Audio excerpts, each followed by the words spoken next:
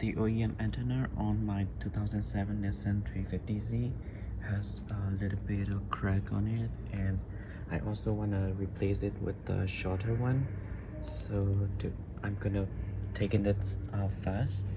So I just have to grab it from the end and then twist it to the left, so it just come off easily.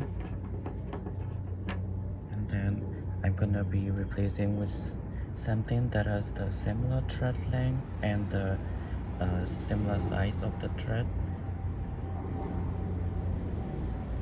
The part on the right side will be the one I'm going to replace with. This is the aftermarket one I got.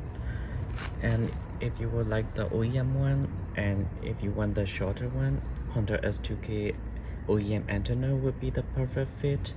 And although it may be a little bit longer than the one I got, but whatever your preference is, it should be fine. So I'm going to put this in. It's the same process as the taking it off. So you just have to turn it the other way to the right, and you want to turn it all the way to the bottom.